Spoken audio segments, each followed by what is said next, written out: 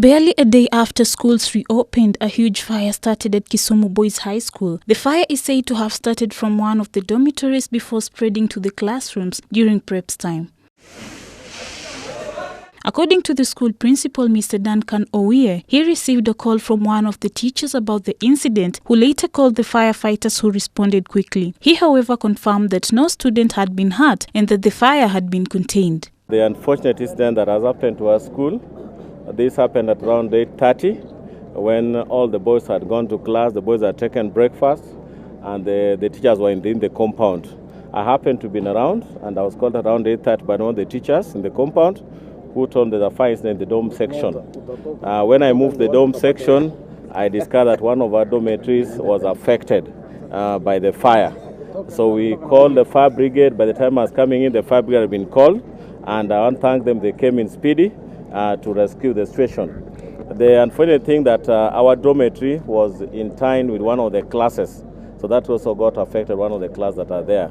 I also want to report clearly, we had 1,500 boys in the compound, and none has been affected by this fire incident. There's no casualty about this fire incident. And I also want to report the fire has been contained, but now we are working on the program to make the school restore its status. About the issue of the closure of the school, the Ministry of Education, through its CS Professor George Magoha and PS Julius Wan, said that the school will not close, pointing an accusing finger on parents. He further stressed that exams will continue as planned, regardless of anything. If you choose to ban this school, I have so many other schools that I can waste time on. Are we together? And I want to say that as I answer this last question, the problem is with the parents. The problem is with the parents at home. If you think that by banning the school you will not do exams, you must not be wise, because you will do exams under the trees. That's how it's going to be. Because if you are mad, why don't you start by banning the house of your father?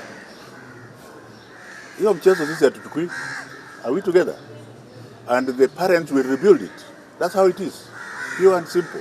So I don't bother about children banning schools. If you ban a school, you will rebuild it.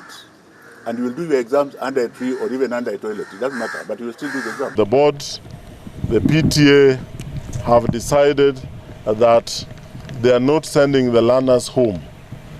The ministry does not come in until we know what caused the fire. If, for example, the fire is caused by learners, we don't put in any money. So that is why we must wait for the investigations to be complete.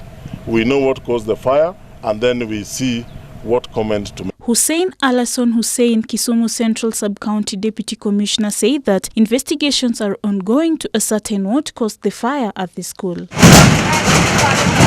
Kisumu Boys High School hosts 2,300 students, 300 of them being day schoolers, and the fire has destroyed 2 dormitories with a capacity of 85 students each and 4 classrooms, bringing the total affected students to 250.